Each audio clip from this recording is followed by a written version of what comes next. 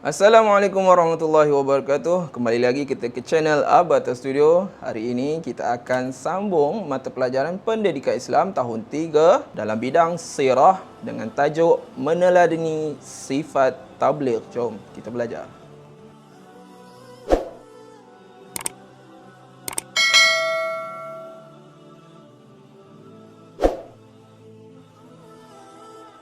Okey, apa maksud tabligh? Tabligh bermaksud menyampaikan. Menyampaikan apa? Menyampaikan sesuatu yang baik. Sifat tabligh merupakan sifat wajib bagi para nabi. Dan dalam tajuk ini, saya akan tumpu pada sifat wajib yang ada pada Nabi Muhammad sallallahu alaihi wasallam dalam menyampaikan wahyu daripada Allah kepada umat. Nabi Muhammad menyampaikan ajaran Islam kepada penduduk Mekah dan seluruh alam. Melalui tajuk tabligh ini, kita akan dapat melihat Nabi Muhammad sangat gigih berdakwah untuk menyampaikan ajaran Islam walaupun ditentang oleh musyrikin Mekah. Melihat daripada kisah-kisah tabligh dan dakwah Nabi ini, bagaimana pula dengan kita? Kita buat apa? Nak biar saja? Kita pun kena sampaikan ajaran Islam kepada orang lain. Tidak semestinya hanya Nabi sahaja. Sebagaimana pesan Nabi Muhammad sallallahu alaihi wasallam dalam sebuah hadis riwayat Al-Bukhari, "Ballighu anni walau ayah." Sampaikanlah daripadaku walaupun satu ayat. Murid-murid, apa maksudnya kat sini? Tidak semestinya kita nak sampaikan tu benda yang panjang-panjang, yang lebar-lebar. Nak menyampaikan kebaikan tu mudah saja walaupun satu ayat. Contoh, kita memberi salam, itu pun sudah dikira berdakwah dan menyampaikan kebaikan. Bagi meneladani sifat tabligh Nabi Muhammad sallallahu alaihi wasallam, kita kena lihat kisah-kisah dakwah Nabi Muhammad. Ada 4 kisah yang saya akan bawakan hari ini. Yang pertama, dakwah secara rahsia. Kedua, peristiwa di Bukit Safa. Yang ketiga, peristiwa di Taif. Dan keempat, dakwah Nabi secara penulisan. Semua kisah-kisah ini adalah supaya kita sedar betapa sukarnya dakwah Nabi pada masa itu. Kisah yang pertama, dakwah Nabi bermula pada orang-orang yang rapat sahaja. Maksudnya, ahli keluarga dan kenalan Nabi Muhammad. Antara mereka yang terawal menerima dakwah Nabi adalah isteri Nabi sendiri, iaitu Khadijah binti Khuwailid, Abu Bakar As-Siddiq, Ali bin Abi Talib dan Zaid bin Harithah. Dan kemudiannya mereka telah pun memeluk agama Islam. Akan tetapi, walaupun dakwah ini disampaikan kepada orang rapat, orang yang dikenali, cabaran tetap berlaku kerana ada yang menolak dakwah Nabi ini. Sebagai contoh, bapa saudara Nabi sendiri iaitu Abu Talib. Jadi apa tindakan Nabi? Adakah Nabi akan melawan? Adakah Nabi akan berhenti?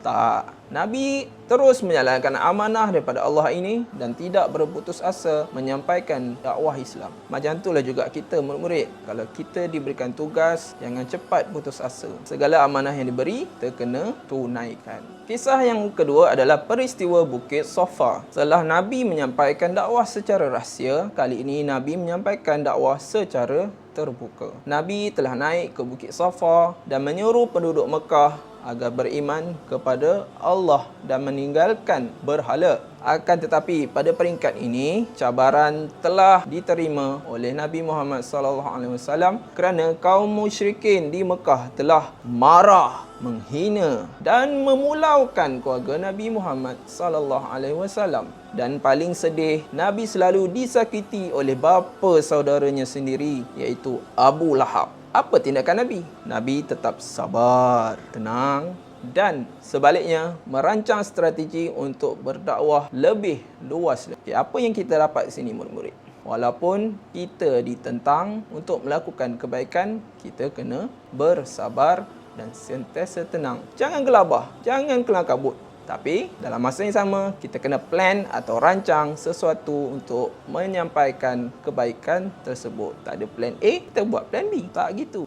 Peristiwa yang ketiga adalah Nabi pergi berdakwah di Taif. Di sana, Nabi sekali lagi menyeru penduduk Mekah agar beriman kepada Allah. Cabaran tetap berlaku. Nabi diejek, hina, lontar dengan batu sehingga darah.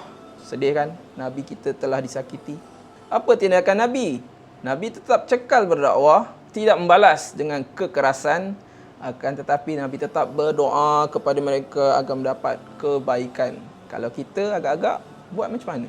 Fikir-fikirkan.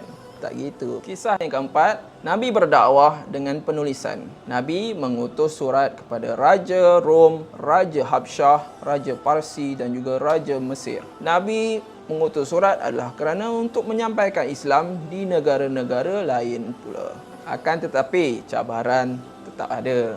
Sedangkan nak sampaikan kepada orang-orang yang sekeliling, orang rapat pun ada cabaran, apatah lagi pada pemerintah besar pula tu. Di sini dakwah Nabi ditolak. Ada yang menentang dakwah Islam Nabi Muhammad. Bahkan ada yang mengancam untuk berperang dengan Nabi Muhammad. Akan tetapi tindakan Nabi tetap meneruskan tugas dakwah ini.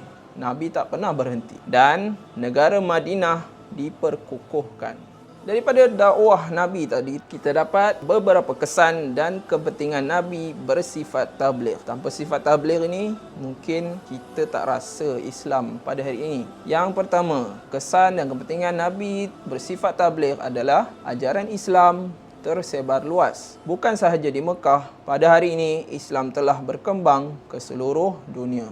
Kesan yang kedua, semakin ramai yang telah meninggalkan penyembahan berhala. Pada zaman Nabi, ramai yang menyembah patung. Setelah dakwah Nabi, ramai telah beriman kepada Allah. Kesan yang ketiga, akhlak mulia diamalkan dalam hidup. Dari contoh kisah-kisah dakwah Nabi tadi, kita dapat mengamalkan sifat sabar, kal, tenang dan tidak melakukan kekerasan apabila ada orang lain bertindak keras terhadap kita. Dan kesan yang keempat adalah amalan jahiliah dihapuskan. Sebagai contoh, amalan menilik nasib. Dengan datangnya Islam, banyak amalan-amalan yang diamalkan oleh musyrikin Mekah telah hilang. Alhamdulillah, kita telah mengamalkan amalan-amalan yang dituntut oleh Islam dengan aman dan tenang sehingga hari ini berkat daripada kesungguhan dan kecekalan Nabi Muhammad SAW menyampaikan dakwah. Sebagai kesimpulannya, kita sebagai umat Islam, walaupun kita masih belajar, walaupun kita sudah habis belajar, walaupun kita sudah bekerja, muda, dewasa ataupun orang tua, menyampaikan dakwah itu adalah satu kewajipan walaupun sepotong ayat. Jangan lupa untuk menonton video seterusnya dalam channel Abata Studio. Sehingga berjumpa lagi. Assalamualaikum.